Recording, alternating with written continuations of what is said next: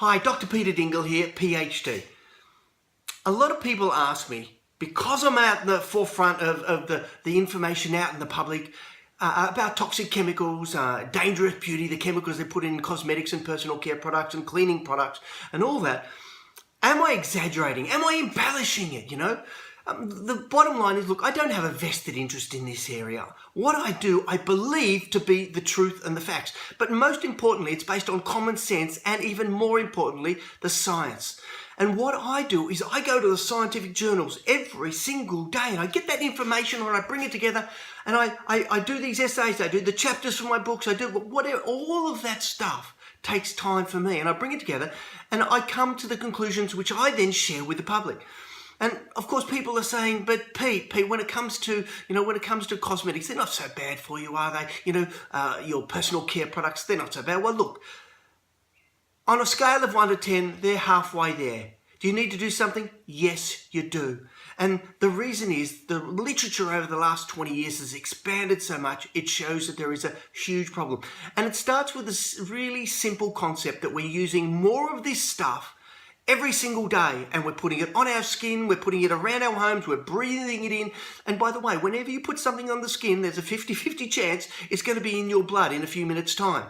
And understand that if you've got any skin conditions or injuries or anything like that you're trying to cover up, well, it's going to go in the blood even faster. So the first thing is it gets into the blood. The second thing is we're directing all this information about using more even to kids. We've got cosmetic companies that are directing stuff down to 3 and 5-year-old kids. And that scares me because nobody knows what this lifelong process of extra chemical on your skin and in your air is actually doing to us. What we do know is it's making us sick. We do know there are definite relationships in the animal studies and the human studies. So I'm pointing it out to people to say, look, let's take a step back. And the reason I'm saying that because most people think, well, it's allowed. Trust the companies. Come on. Their vested interest is making money. That's all it is. They're not interested in your health. They're not interested in your well-being. They are interested in how much money you're going to spend on them and how much profit that they can make. The second thing is you'll probably say, what about the government? They're protecting us. Are you serious?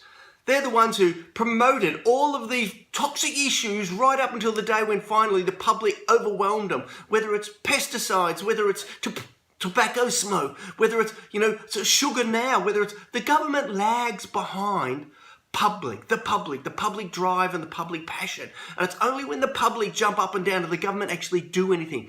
And I can tell you when it comes to cosmetics and personal care products, it's basically governed by basic consumer protection rules around the world. Yeah, sure, you can't add toxic chemicals like mercury and pesticides, but guess what? They're actually in some of the products. Yeah, so they're in them as a contaminant and they're allowed a certain amount of these contaminants in there because it's okay. No, it's not okay. So we know that industry isn't interested in your health. The government's not protecting you. So that's why I do what I do, sending this message. So please share it with people to get the message out there. And then it comes down to, well, what do we know about the toxicity of these products? The basic concepts we know. We know how much of a chemical it takes to kill mice. That's it. The basic studies. We know some of the really toxic products like mercury and lead and other bits and pieces, what they do. What we don't know is about 95% of the potential toxic effects of these chemicals and ingredients that get put in our cleaning products. And the studies that are coming out daily are highlighting these issues. And all you've got to do is look at the ingredients. And it gets quite scary. So we don't know if these ingredients are actually contributing to cancer or not. Now, in some cases we do. There is no doubt.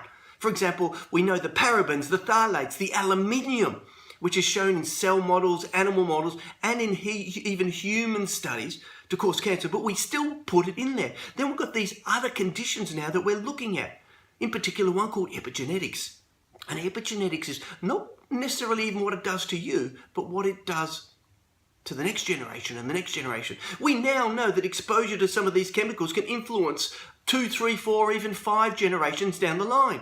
And you're wondering, well, why do we have increased rates of childhood leukemia? Why do we have increased rates of obesity, asthma, allergies? Why do we have? Well, a pretty good reason is these chemicals and our exposure to it, our direct and indirect exposure to it. We know with epigenetics, which is basically the science of what these chemicals do to your genes. So they don't alter your genes, they alter the expression of your genes.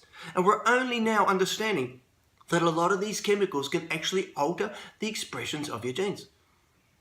We also know, for example, that many of these chemicals will contribute to all of the chronic illnesses, whether it's diabetes, type 2, heart attack, stroke, cancers. We know there is a clear and direct link in the evidence. Weight gain. If you're trying to lose weight and you're not getting rid of the toxic chemicals out of your home, then you're going to be struggling. The science is very clear on that, and I've written extensively on it. And then the new research coming out on what's called the endocrine disrupting chemicals, EDCs. These are the parabens, the phthalates. There's 800 of them or so, but we find at least a half a dozen of them regularly in all our foods. So parabens, phthalates, aluminium is one. Some of the heavy metals act as these endocrine disrupting chemicals. The perfumes, the fragrances, are mixtures of these endocrine disrupting chemicals.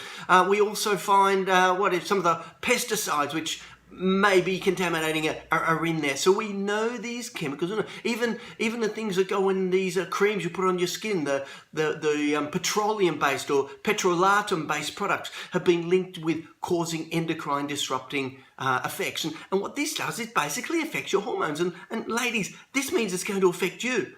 But on top of that, it affects your thyroid.